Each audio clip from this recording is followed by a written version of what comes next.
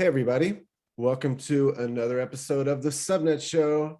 I am your host, Gabriel Cardona, and I am joined, as always, by the man with the most cats in crypto, Connor Daly. What is up, my friend? I am repping. I have my bootleg Avox cat shirt here.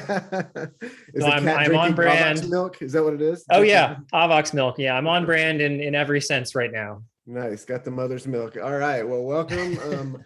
It's the second episode of the year. So if we just dropped our subnet episode, the first episode of the year last week. It's been incredibly popular. I think it's already got over 2,000 views, and it's been our most successful video so far. And as we promised, we have a really, really great 2022. And so right out of the gate, we wanted to come with the big dogs, the big guns. And we have with us today one of the most special people in the entire crypto space, the man himself, the elite hacker, Emin Gün Sirer. Welcome to the Subnet Show, Gün. Hi, everyone. Hi, Gabriel. Hi, yes. Yeah, thanks for joining us. Obviously, since we started the Subnet Show, you were one of the, the handful of people we talked about getting on from the very beginning. And it's been now, we've been live now for a few months, and we kicked around dates back and forth, but now we finally managed to get you on board, and we have so many things we want to talk about. But first, I just wanted to say thanks, thanks for everything that's been happening at Ava Labs, and thanks for Avalanche. It's just been such a crazy journey. And so I think maybe we can just get a sense where you're at and how you feel, how the ecosystem is going, and how you feel like the new year is going. Just sort of give us a sense of where you're at right now. Sure. So first of all, thank you so much for having me. It's so fun to talk to you guys privately. It's always been great to talk to you individually. It's the first time we're having a three-way convo actually like this, and certainly the first time I'm on the show. Yes. It's just so fun. Yeah, so let's talk a little bit about where we are and what to expect of the new year. I cannot be more excited about the year to come. It's been a fantastic journey coming to where we are.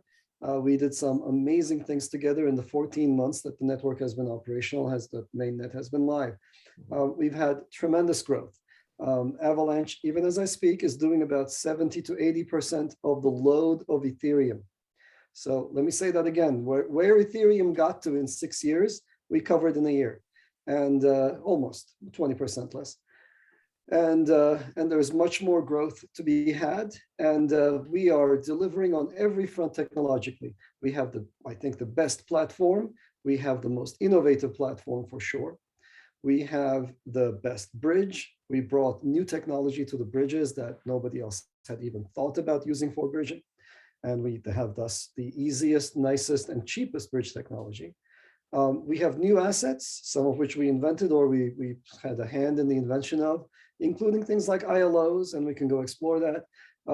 We are doing the whole kit and caboodle, all the way from the lowest levels of the platform to the invention of new assets and everything in between. There is a burgeoning NFT scene. DeFi has exploded. The TVL is, Avalanche is sometimes number 2, sometimes number 3 in terms of total value locked. And, but I couldn't rattle off these numbers like any CEO should be able to, but the thing that I actually look at, guys, it's really people like you and myself. I cannot go to any other chain. Like, it's so hard. It's when I try to use Ethereum, well, that's like those funds that I have there, and my NFTs on Ethereum, they're kind of like inaccessible to me because I can barely bear to use it. It's just so hard to use. So the Avalanche bug, it's infectious. You try it and you just can't go back. It's just the experience is so much better.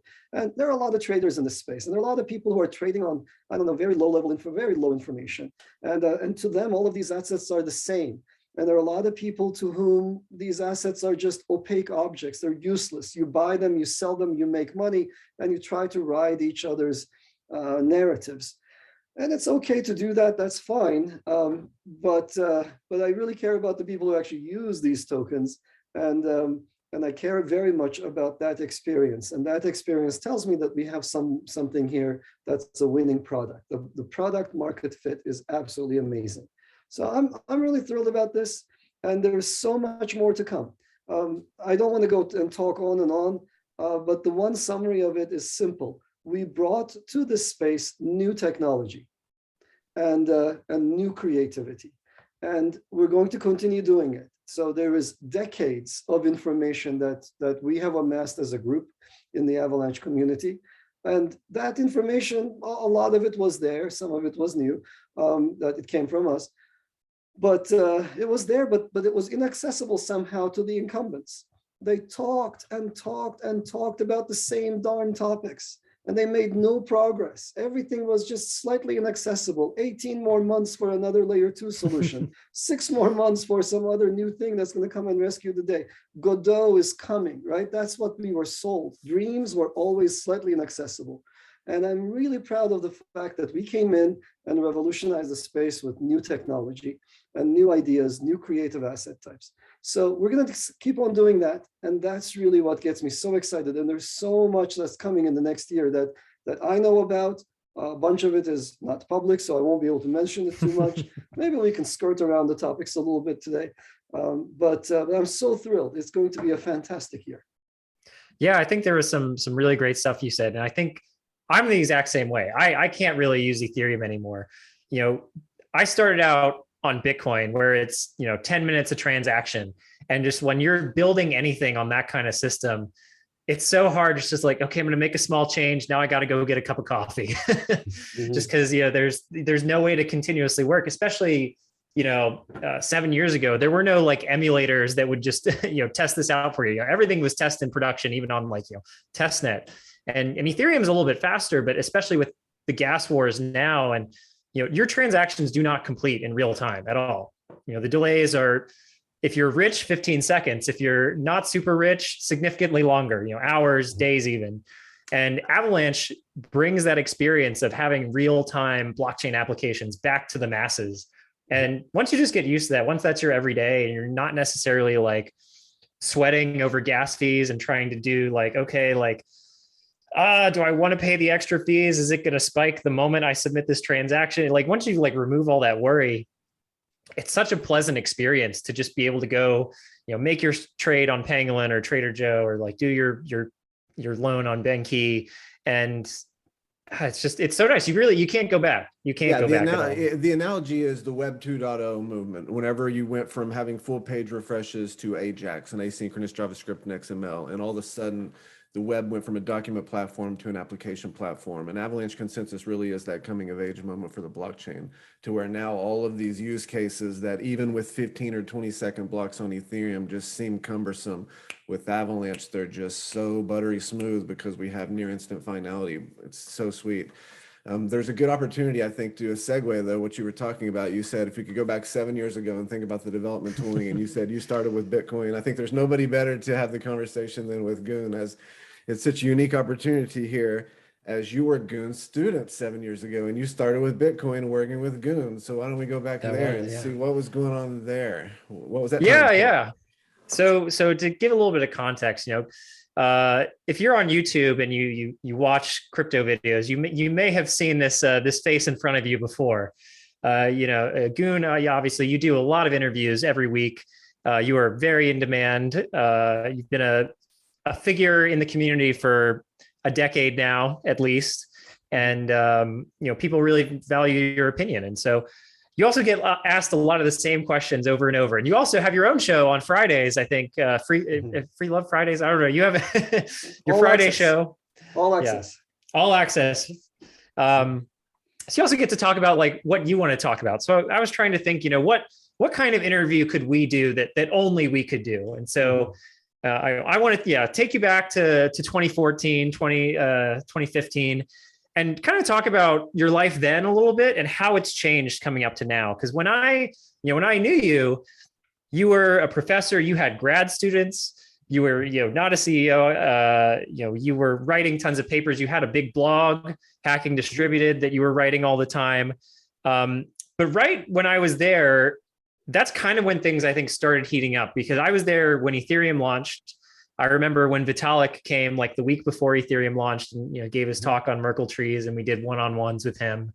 And then I wasn't working with you so much my senior year when some of the DAO hack stuff started happening, but I think there was just this huge acceleration in the space. And you used to be the operating system guy. You taught operating systems courses, and the reason I actually came to you to start doing research with you is because I really liked your Nexus paper. So like, I remember you're not the you- operating. you- Yeah. I know. I remember you walking in, this curly-haired guy from the physics department. You were a physics major, remember? Yep. And Yeah, I I was do. like, yeah, this is a brilliant person, and I can take him along. And you know, the physics crossover folks are always fantastic in whatever area they come into because they're so principled. And I remember thinking, you know, he has the potential to be an amazing programmer. And I forgot what we worked on. We worked on Virtual notary. Oh yeah, we did the virtual notary together. That's right. That's right. We had one of the first timestamping services. It's really it was one of the first dApps ever. It was. It really was. And I So mean, what for was people it? who don't Writing know- stuff to op return? What was the actual technical side? Yes. Of it? Yeah, essentially that. But it was triggered by something that was kind of fun. So there was a giant lawsuit.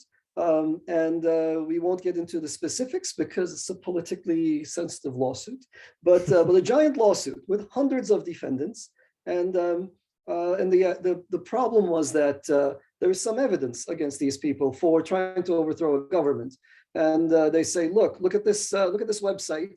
This website once belonged to these people, and it then housed this content, and therefore this content is highly incendiary.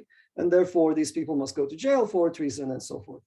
But if you looked really carefully at the evidence, it looked like, and I'm not an expert and I'm not opining on what happened there, but it seemed like what you need to do to prove guilt here is to show two simultaneous facts.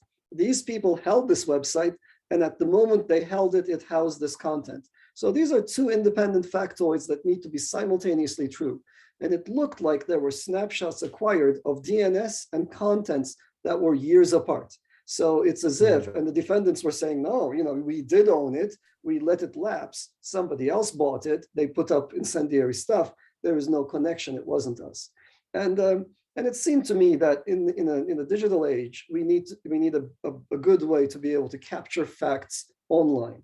And what Connor and I did was put together a service that allowed people to snapshot tweets before they're deleted, DNS entries, HTML contents, prices, you know, so suppose, you know, you're dealing with a centralized exchange and they give you an execution price that doesn't make sense. So you can say, look, I have it recorded by a neutral third party that, you know, the price was this, then that, etc.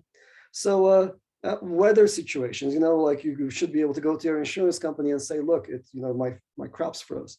So the idea was essentially a chain snapshotting oracle, and Connor built it. It was really cool, and it worked on Bitcoin, and I financed it. I don't know how many Bitcoins I burned to keep that service going. We used to charge, I think it was like 0.01. I think that's what we charged, because when I started, I think the price of Bitcoin was around like 600, then it like crashed to 200. So like would have been around like $5 a notarization. I see. And of course, all that stuff is still there forever, right? It's still yeah, it is there. We had like a Twitter account. We would post the hash updates. And I always think that's funny that our first example VM that we ship is the timestamp VM. It's the exact same service, but as a virtual machine now. Right. So is it hundreds of dollars now per notarization we did back then? It is, right?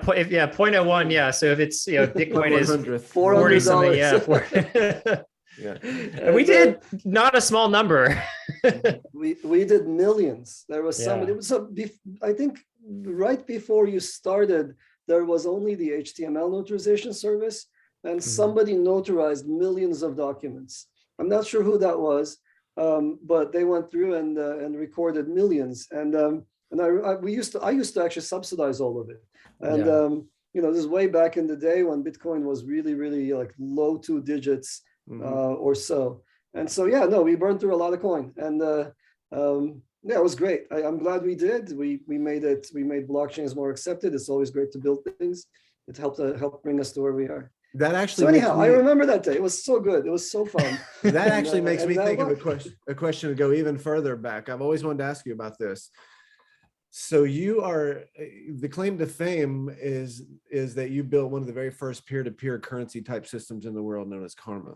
And this goes way back to 2003, I think, is what the white paper is. And it's out there on the Cornell. You can Google this, it's on Cornell. I've always wanted to ask you about it. What was the inspiration? What is the system like? Could it be a virtual machine? What is Karma?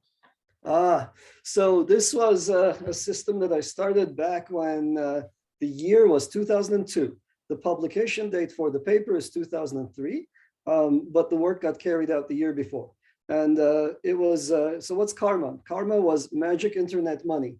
And why would you need Karma?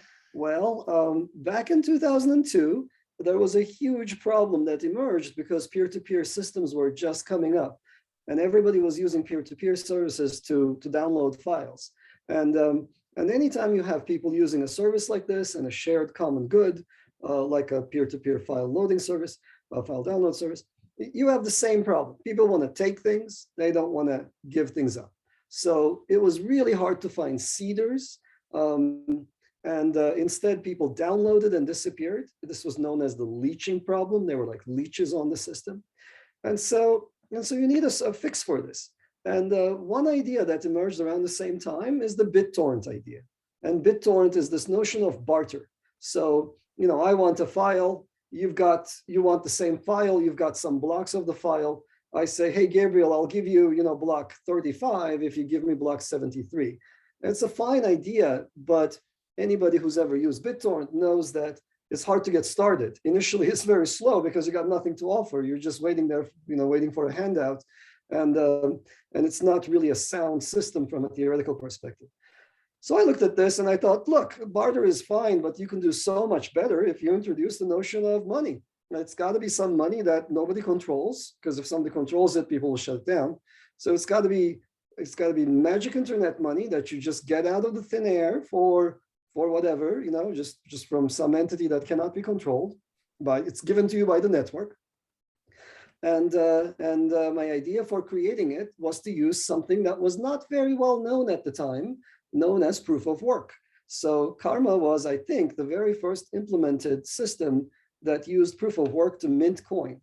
Before then, proof of work had been mentioned by researchers going back to 1992. Cynthia Dwork and Fiat Nauer mentioned it. They are the inventors of proof of work. They came up with it as a spam control mechanism. Nobody had thought of using it to mint currency until the implementation of Karma. So people don't know the history before Bitcoin, and and they're not in command of it, and it doesn't get mentioned all that often, but it's okay. It is what it is. We did end up being very early, and I'm not sure what's going on here. I think I can hear you. Talking to me in the background. You lagged for a second, but you're there. You're good. Okay. So in the end, we ended up being fairly early, and Karma was a very fun system to build. It was very fun to write about. It's very well cited. It's probably my third or fourth most cited paper. But my mentors came to me. I was a young professor then, and they said, "Look, you're doing this work. You're doing this work at a time when everybody is reeling from 9/11, and everybody, and I don't know how many of you remember those days, but everybody was so concerned about terrorist financing, and they said you will never find funding for this kind of work. It's much better if you just pick any other topic than this. You'll never be able to get anywhere with this." They were right. They were right. I abandoned the topic. I worked on other peer-to-peer topics. I worked on peer-to-peer reputation, worked on a whole bunch of other things, peer-to-peer content distribution, etc.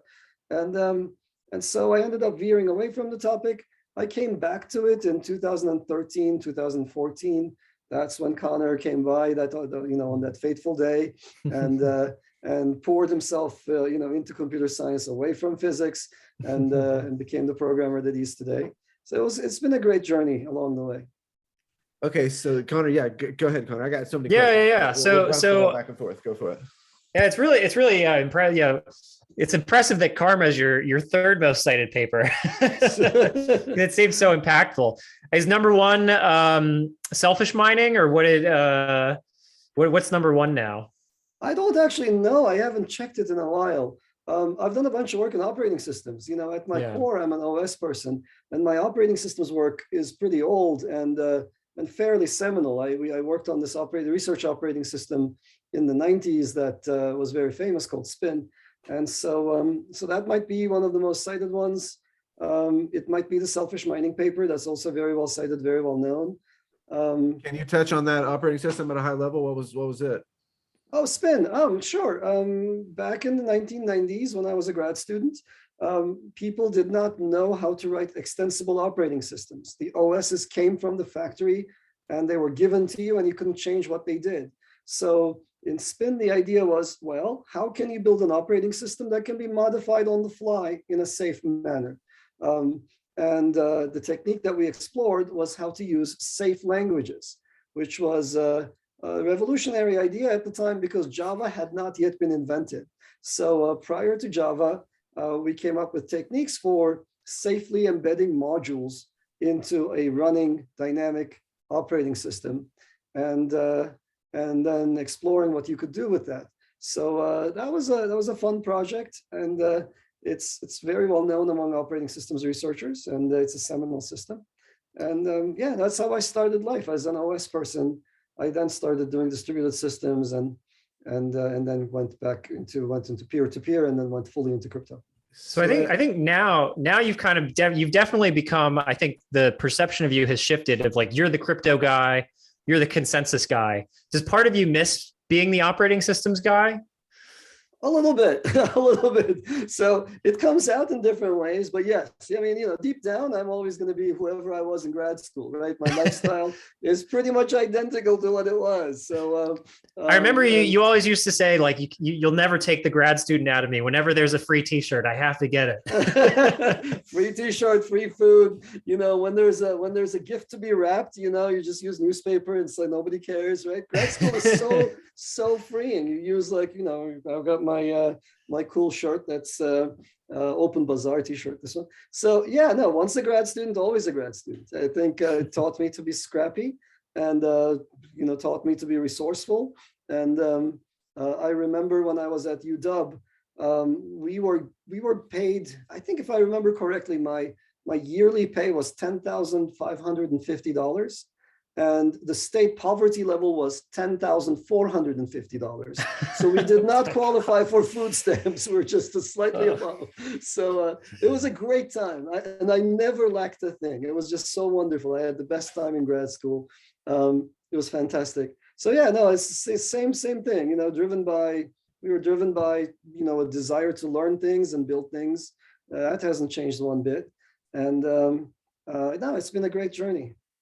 How has the work life changed now that you're working with employees instead of grad students and undergrads? I remember just your office, you were always the only one, not always the only one, but you consistently always just had the line of people outside your office waiting to talk to you. And I'm guessing you probably didn't think I can have more meetings in my life. Yeah, so when I started as a professor, there was a discussion among the professors about, what kind of a life we would choose. And one of the older professors said, if I could trade places with, my own place right now with a graduate student, I would in an instant. And I was like, what the hell is he talking about? Being a grad student is so hard. How could he want to be a grad student? Well, it turns out those are like the best years of my life. I loved it then. And when I became a professor, it became really hard. The nice thing about being a grad student is you dedicate yourself to a hard problem and you just focus on it deeply. And then when it's done, then you take a brief respite. You relax a little bit. You can take a little bit of time off, come back. When I became a professor and I had multiple projects going, then the moment I got done with one thing, then I had to shift my attention to another thing. And I had to keep on doing that. And it was really hard. And I also made it a life's goal to try to be accessible to the students.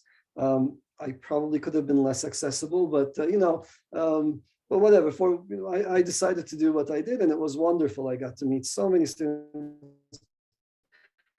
I tried to count the other day how many people I've taught, and it's in the thousands, many thousands. So So it's been wonderful. And now it's just a completely different ballgame. It's nuts. It's absolutely nuts. I need a lot of help with managing the various demands. So there's just so much going on within the Avalanche ecosystem. But it's been a fantastic journey all along the way. I think I managed to be surrounded by, I think through luck or whatever else I did, by just wonderful people, and many of them are brilliant. And many of them, all of them, without exception, are wonderful people. They're delightful people. And I'm not sure what filter is in effect or whatever is happening there, but knock on wood, I am so grateful for that. And as you know, our community has been wonderful as well. Mm-hmm. So that's what keeps me going. It's been a fantastic journey.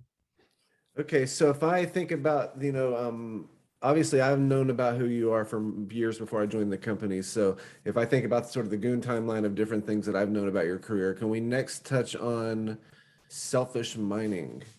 And can you sort of give us the high level overview of what that is and what was that time like in your life and that whole journey, that whole thing? Sure.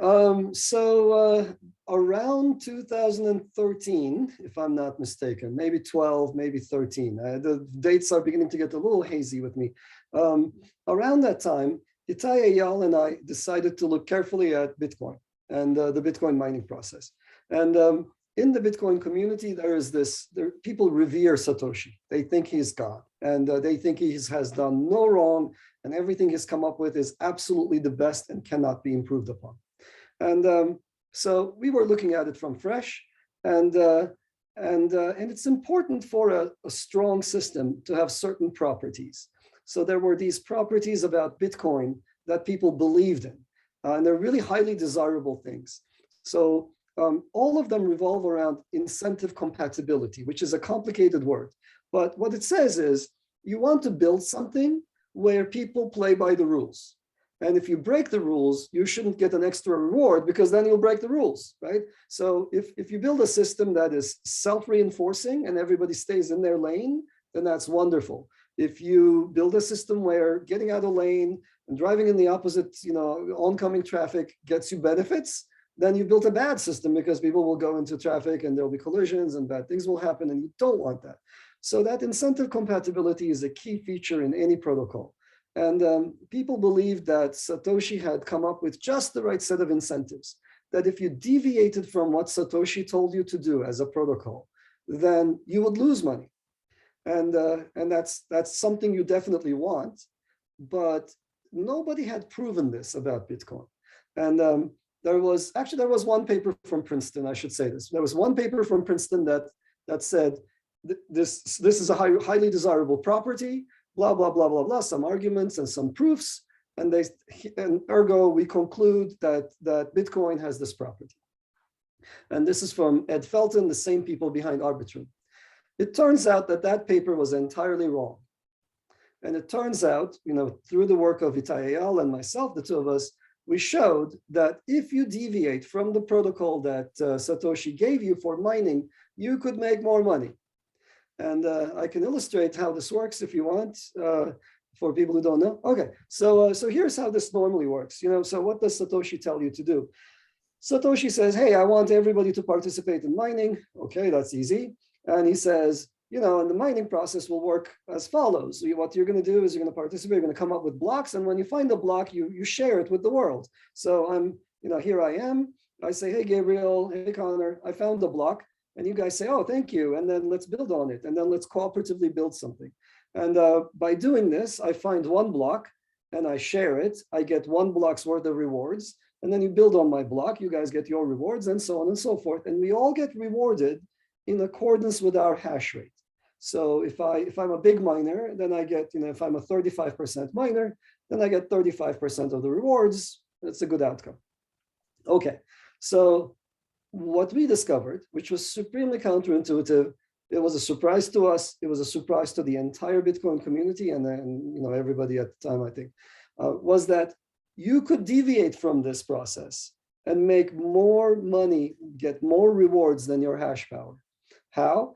Well, there are a bunch of cases. It's kind of like winning at blackjack. So it's not going to win every single time, but we can characterize exactly how much you're going to get.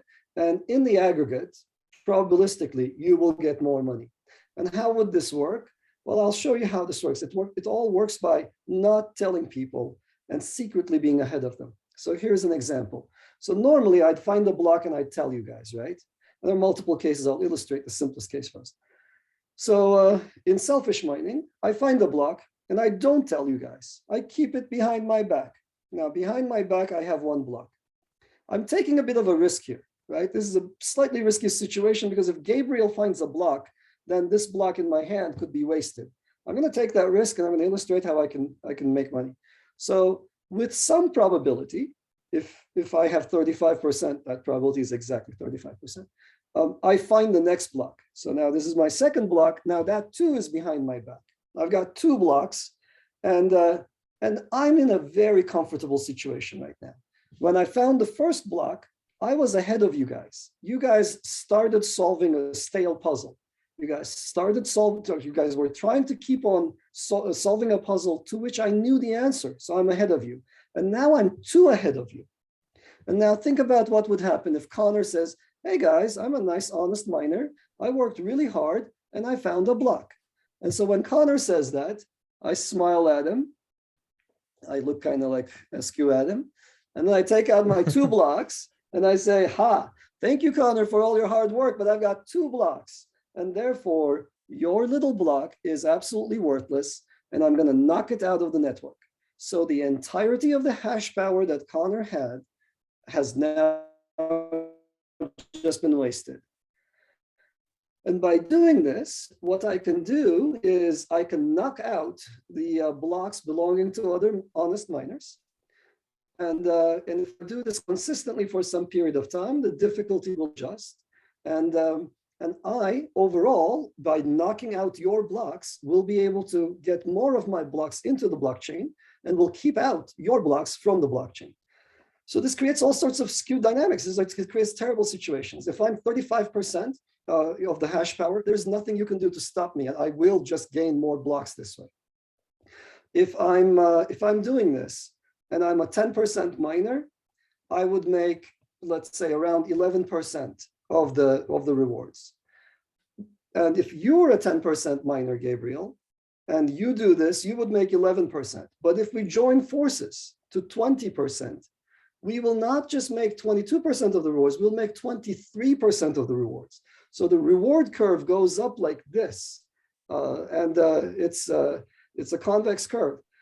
So what happens there is that by joining forces, we get rewarded. So there is a force field now for miners to always get bigger and to mine selfishly. And in the limit case, if you and I have 49% of the hash power, we make close to 100% of the block rewards. So it's insane, right? So with half the hash power, I'm getting all of the rewards. And so these completely change the dynamic. And I'll tell you what happened after. So we didn't know what to do with this. So we discovered this, we wrote it up. And then we thought, do we build something to take advantage of this, or do we let the world know? If we're going to let the world know, how do we let the world know? Who do we tell? Because people could take this info, start using it. Anyway, we ended up going public with it, which is the thing to do, because what else are we going to do? It's science. And as soon as we went public, the abuse started. Maximalism wasn't a big thing then, but there were still people who were really deeply embedded in this universe. I got called all sorts of things. I got death threats. People wrote to Cornell, like people in power at Cornell, remove this guy, blah, blah, blah. And then it was so fun. They ended up, the maxis at the time, they hated us, and they ended up crowdfunding projects to prove us wrong. So the people started building simulators, and Itai and I were just looking at each other. We're like, we've got a simulator. We already, we have all the math equations that show why this is the case. We have all the reasoning. We have, like, it's just analytically proven that this is true. We also wrote a simulator ourselves just to make sure that we don't have a math error. So I was like, Itai, these people are, they're spending major amounts of money to prove us wrong. We could give them our simulator. And we were like, well, I don't think they're going to trust our simulator. So I don't know what to do about it. Anyway, so we decided to just sit tight. And over time, every single effort that started out trying to disprove us flipped around and said, hey, you know what? Everything that these guys said is true. We generated the exact same payout curves as they said in their paper. It just matches. You can put them on top of each other. It's beautiful. I mean, science is science, right? If there's a fact, I mean, you know, and you've got a better notion of it, then it's undeniable and it's inescapable. So anyway, everybody came around, and people went from hating on me to realizing that I actually meant well. And then Itai and I were actually huge believers in crypto and in Bitcoin. That also did something in me, though, that made sure that I hated maximalists, because these people are absolutely the worst kind of people. You never want to come in contact with them, of any color. Doesn't matter what kind of coin, including Avalanche maximalists. But these are people to whom the scientific world is closed. These are people whose worlds are just, they can't see beyond their wallets. And they lose touch with their humanity. They go so far as to attack normal people. Anyway, people realized that we were actually well-meaning people, that for Bitcoin to succeed, we needed to understand its security properties, and somebody needed to characterize when it would succeed and when it would fail. And they're not going to say it, but it was also clear that Satoshi had made some mistakes. Some of his claims were false. And so it is what it is. Were you ever in communication with him? Were you around in that era? I did not communicate with Satoshi, no. No. What are your That's thoughts? because he is Satoshi. Just at a super high level, what are your thoughts on Satoshi? Like, just do you think it was Brilliant. one person? Was it a team? Like, just what do you think about Satoshi? Satoshi is a brilliant researcher. Satoshi's background is clearly not formal, so not somebody who went to grad school. Satoshi's background is supremely paranoid. So this is somebody, there are certain signatures. So, one of the things as a professor that I've learned to do is I can look at somebody's work and I can understand their biases and their mistakes. This is how did I achieve this ability? By grading, right? So this is what you do. You got a stack of papers. You're like, oh, this person doesn't understand X, Y, Z, and this one doesn't understand W and Z, etc.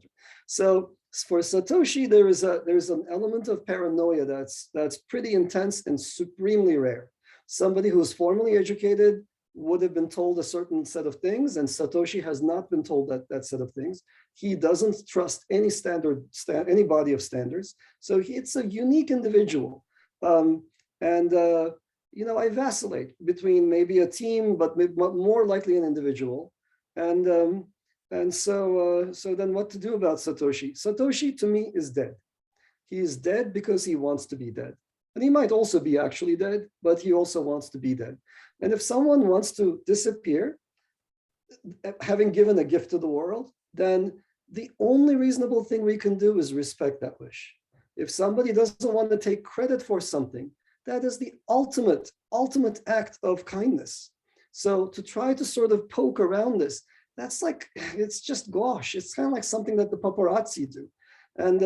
And so I don't want to be part of that whole game of like, who's Satoshi, what is this, etc. Sure. If somebody doesn't want to be known, they don't want to be known. It's the same for Team Rocket. They don't want to be known, they don't want to be known. Sure, yeah, pseudonymity is one of the great things of our time, and absolutely, I respect 100%. I've always just wondered sort of what your high-level thoughts were as a team or a person. I also oscillate between a team and a person. Usually, when you have systems that are that good, they've been peer-reviewed, and Bitcoin wasn't perfect, but it's pretty damn good. But nobody's ever came forward and said they peer reviewed it. So are they just NDAs that are so ironclad? Who knows? You're right. You can only speculate. But so, okay, that's great. So selfish mining, I remember that was probably your first time being maybe oscillating in the community between being like a savior and like a Judas figure, because you were saying, Satoshi might not be perfect. And then if I go next on the timeline, I think about the DAO hack. So what was the DAO hack all about? Oh, the DAO hack was a fun time. I mean, there's stuff in the middle. There's Bitcoin NG and so forth. But I want to stop there real quick. I'm just curious. So because this was kind of like during the block size debates. I think one thing I really respected about like your approach is you were really saying at the time, like, we need to just like actually do the measurements and kind of see. Well, big blocks or small blocks, we can build a simulator. We can like figure it out. Like, shouldn't be like that hard of a problem. It is not a hard problem. That did not need to be a religious debate. So my stance in the big block or small block debate was, let's be scientific. It's a parameter selection problem. This is not something you solve by social media. This is not something you solve by putting on a hat of any kind. And this is not something for, up to religious debate. This is something where you just measure the network. It's possible to do. And then you simulate the network. It's possible to do.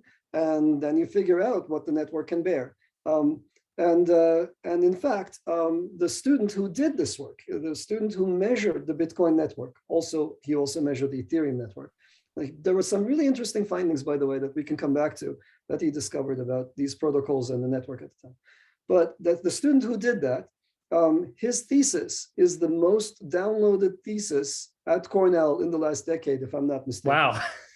Definitely in the year it was downloaded, it was the most downloaded thesis, but I think it's the most popular thesis across all departments at Cornell.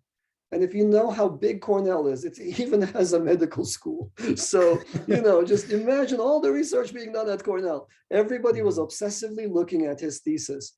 And I'm thrilled about that result. It gives me so much hope. It tells me that despite what you see on crypto Twitter and so on, out there is a yearning for scientific information. People understand and value the scientific method.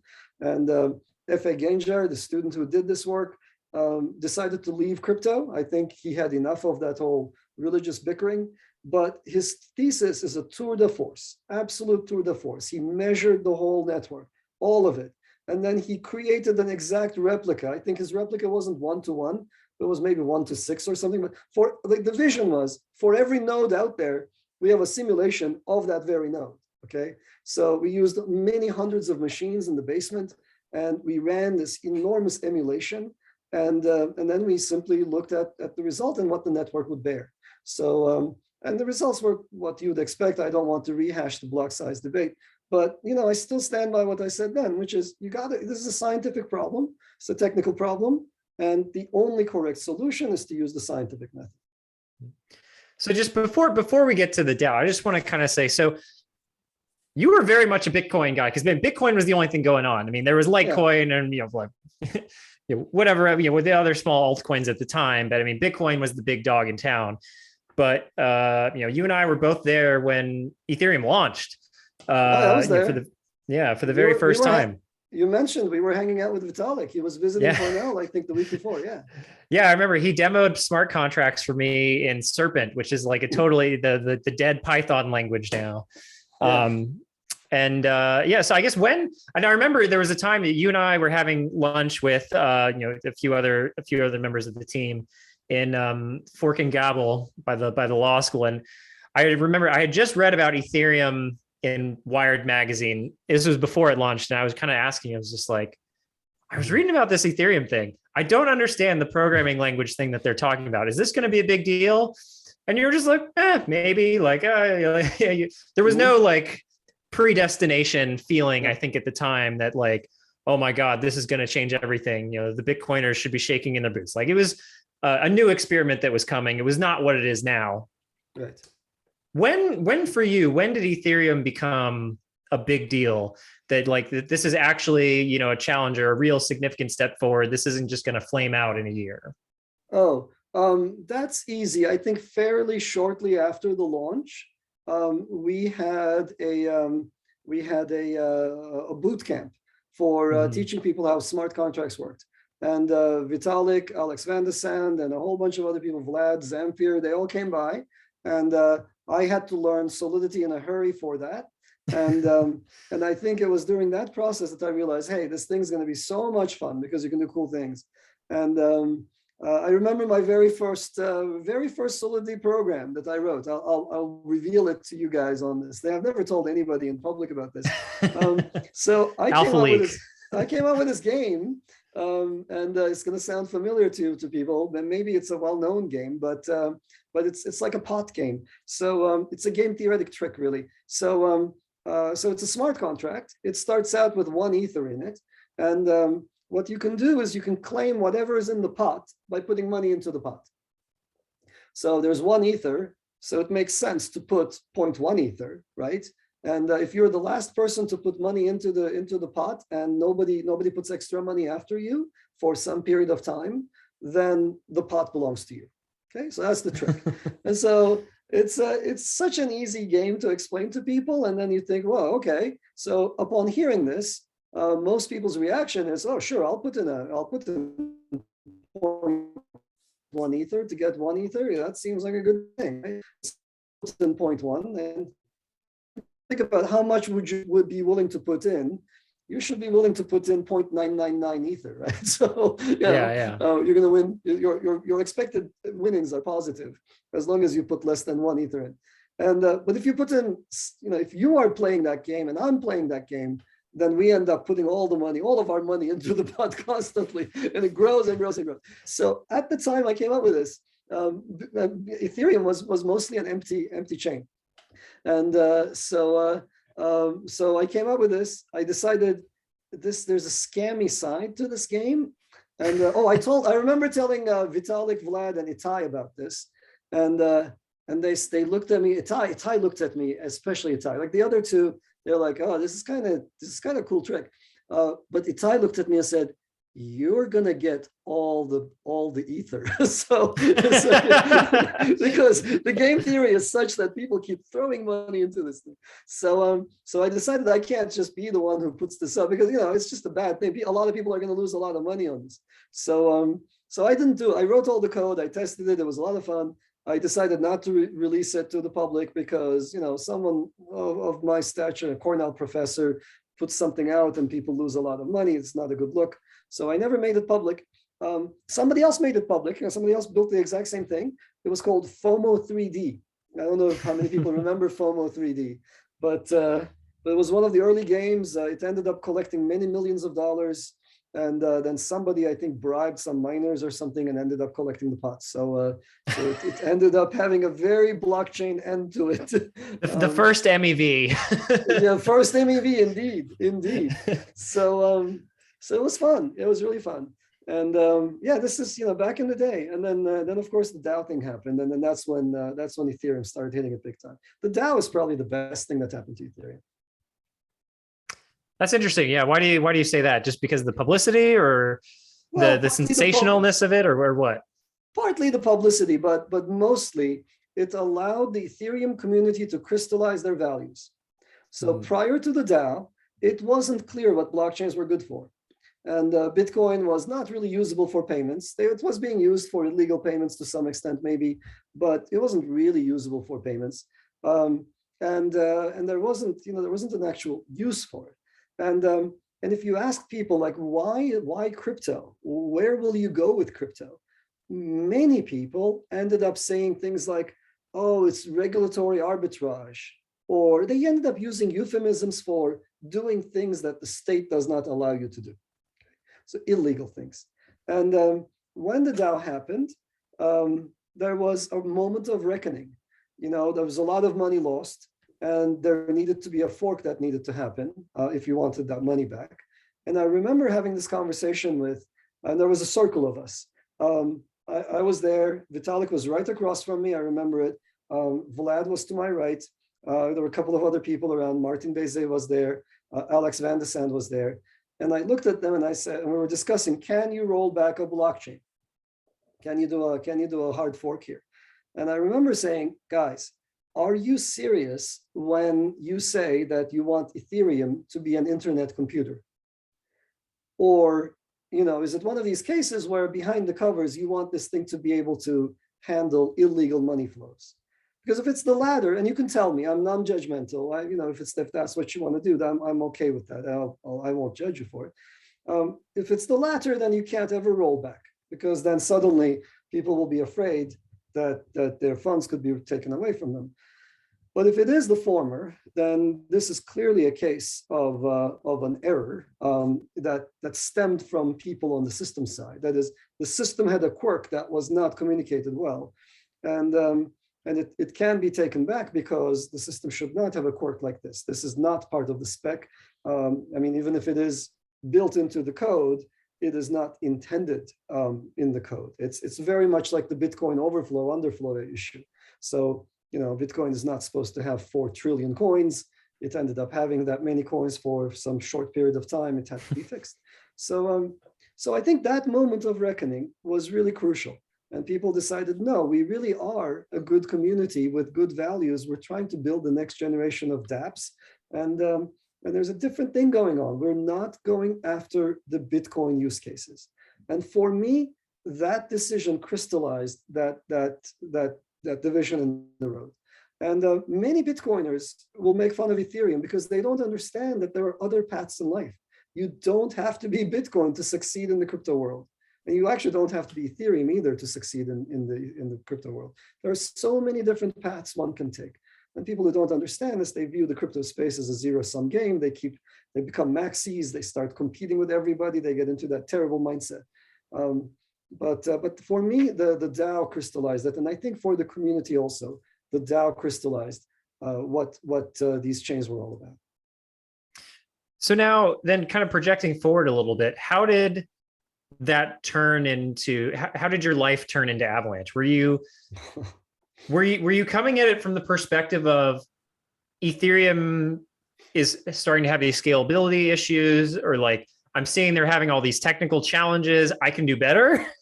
Or was it kind of a thing that just happened because that's what your students were kind of like working on, and then there were just breakthroughs and they're like, oh, we can take this farther?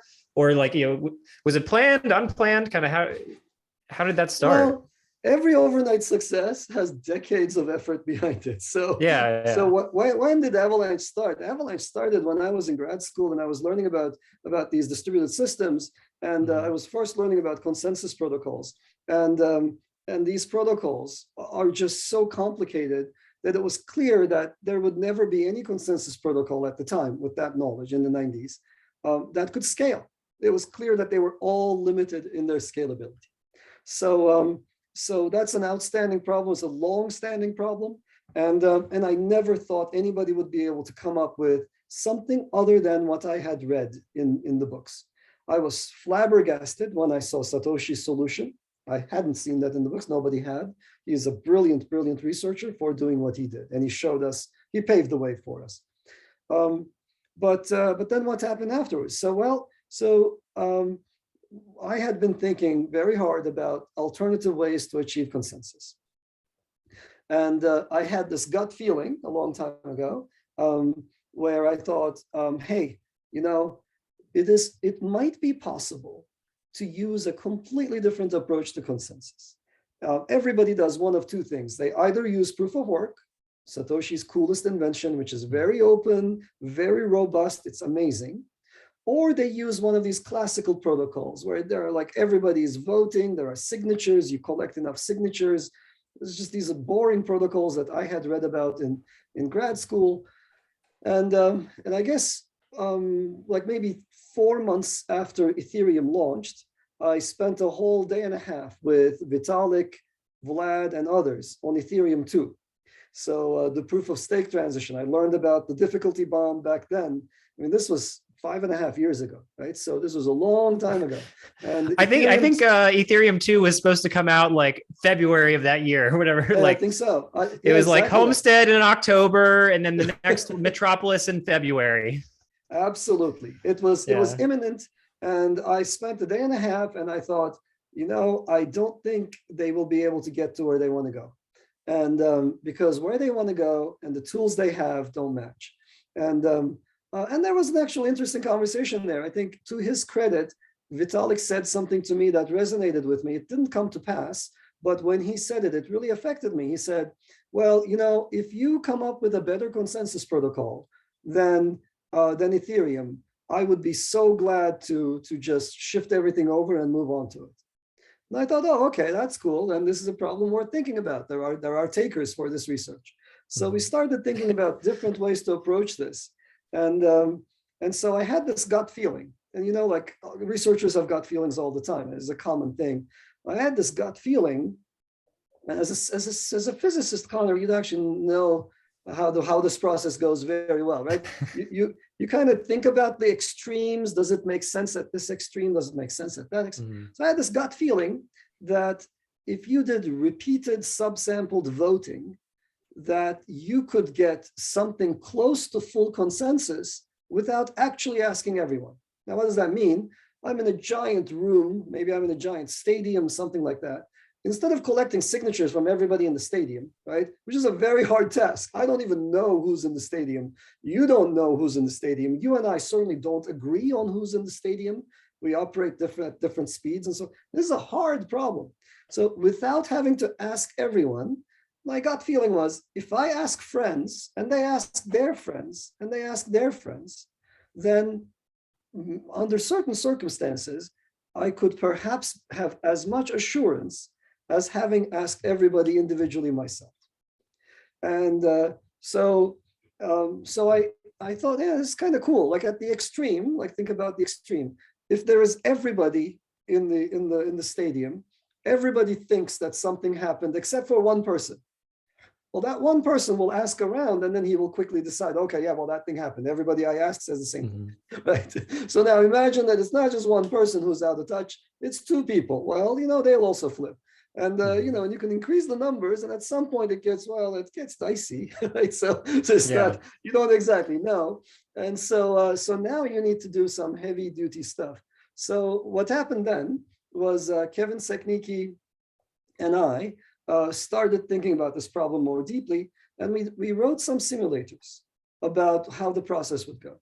And within a day, Kevin came back and saying, look at these results. This is amazing. This thing is super freaking fast. It's just, not only does it converge, it converges every time. Converges with very, very, very little probability of non-convergence. It's amazingly fast. And I can add as many nodes as you like. Here, I'll change it. 10,000 on 10,000. It was like from 100 to 10,000. I remember doing this, and it's the same graph. It's beautiful. It's super fast. We didn't simulate 10 million, but we could have done 10 million, 100 million so easily. So then we now have simulations. But everybody who's a good scientist knows that empirical evidence is not the same thing as a proof. Mm-hmm. So this was many, many years ago, 2016 probably. And I thought, this is wonderful. This is probably one of the biggest discoveries of my career, but I don't have a proof. So under the scenarios we simulated, this thing is beautiful. It works really, really well, but I need to analyze this mathematically.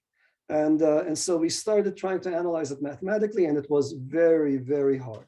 So computer scientists, we have a certain set of tools, and analysis of techniques of systems like this, it requires a different set of tools that are not commonly used in computer science at all. Those of you who looked at the Avalanche paper, it looks nothing like the other papers.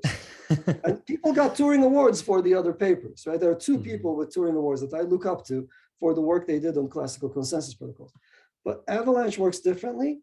It's amazing. And the proofs ended up requiring a completely different kind of approach and a completely different kind of math.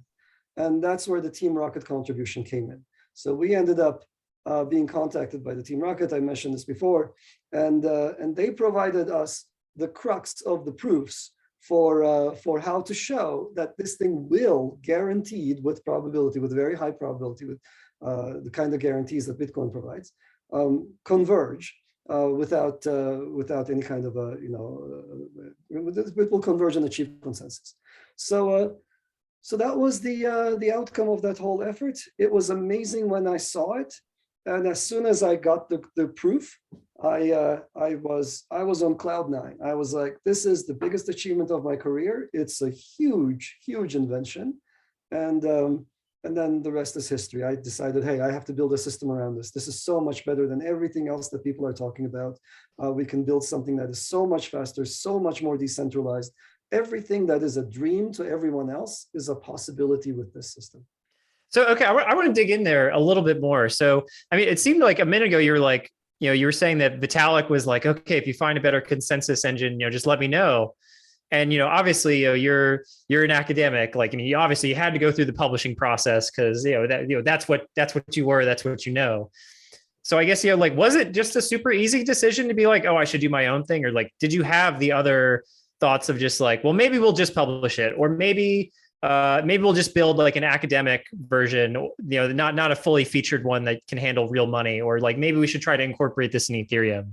Was it obvious or was it hard? Oh, we explored all of those options at the same time, as one does. So we tried talking to various different people in the Ethereum community, And it was super clear that that community was very, very deeply wedded to their ETH2 solution. And I was sad to see that. I still consider myself a key part of the Ethereum community. At least for me, it's key. I don't know what they think about me, but to me, Ethereum is a key part of my identity. And I thought, hey, you know, I want Ethereum to take this. But then I realized, oh, the ETH2 space is so crowded with a lot of people, a lot of internal politics, and it's taken this complicated zigzag path. I mean, you know, they ended up doing, you know, they explored every single tool in the arsenal. They had VDFs, they had VRFs, verifiable random functions, verifiable delay functions. They were going to have a competition to build the fastest VDF solver. And, you know, people were going to build hardware, and they wasted 2 years on it. And they tried every, you know, throwing every shiny crypto object that they knew about at the ETH2 problem. And, you know, the path they're on now, they've been on that path for quite a while. And it was clear that they would be unable to pivot to something else. So I was sad to see that. And so we had conversations with Joe Lubin, whom I respect and like very much, obviously with Vitalik and so forth. But the ETH2 engine is what it is. It's going where it is. I'm not sure where it is. It changes too much. I try not to characterize it because it's changing so much that it's a mercurial thing. Every time I quote from the spec, you know, I take a snapshot that's 2 months old, and then I say something that is slightly incorrect, and then the ETH maxis get really upset at me, saying, "How could you? How dare you? The number had changed, and it's changed 2 weeks ago or something." So, so good luck to them. And I decided, okay, ETH2 is a hopeless endeavor, and there's more to do than what ETH can do, right? So Avalanche ended up innovating not only on the consensus protocol side, and I thought, hey, I can bring in my builder's sensibility to this whole problem en masse. And we have a different network architecture than Ethereum. Ethereum is a one-size-fits-all solution. Avalanche has subnets, as you know from the subnet show. Yeah. So you can build so many different universes in parallel that communicate with each other. And that's so powerful compared to what everybody else is dealing with. We're one of the very few chains that can actually do this. So I thought, hey, this is the direction to go. These people are missing obvious use cases. And the Ethereum maxis are as blind to Avalanche's innovation as the Bitcoin maxis were to Ethereum's innovation. Ethereum made the scripting language Turing complete and programmable, and Avalanche makes the network programmable. So we're in that. So anyway, so I thought, hey, there's a very cool path. And finally, last issue here that was on my mind. I was sick and tired of seeing other people butcher my ideas in execution. I was like, you know, look, somebody's got to do this right. And I'm not sure that I did everything right, but, you know, or deliberately right. But I lucked out in some cases also. And there were definitely times when I thought, oh God, you know, I think the whole project is dead tomorrow. But I was wrong, luckily. But I lucked out, and we ended up doing very, very well. And the community has been wonderful and very supportive. And so it's seen us through to where we are today. Now, real quick, you know, where did subnets come from? Because you're right. I think that is absolutely, you know, Avalanche consensus was a phenomenal starting point, but I think the real future of Avalanche is going to be in subnets, because, you know, when you look at the history of computing, everything, you know, every layer of the computing stack has changed over the years. You know, there's nothing that has been so powerfully attached to its network effects that we're still using, you know, the first processor architecture or anything like that. Even when those things were really expensive to change, you know, we've just seen growth because the power of innovation is just more powerful than the network effect. And I think it would be really foolish of us to think that blockchains would be the same way, that, you know, the Bitcoin is, you know, the end all be all, that, you know, they delivered the 10 commandments and, you know, they'll never be improved. No, I mean, so Connor, let me say something about network effects. Network effects are strong when all the entities in the network are interacting with each other. But Bitcoiners don't interact with each other. They buy something from the exchange and they hodl. So there's no network effect there. It's not n squared. It's not strong. It's just very loosely coupled. There are K people who offer coins. There are N people who buy them. And that's the extent of it. Ethereum is a little better. But again, it's not that many people interacting with each other. There's much. Well, I would say the Ethereum virtual machine, I think, has a lot of buy-in now, especially across multiple chains. But I mean, look at operating systems. Like, you know, we've had tons of iterations in operating systems over the last, 30 years, 30, 40 years. And we're not still using like DOS, Linux has changed a lot. Windows, Mac, we are where we are. And like mobile computing totally came along out of nowhere.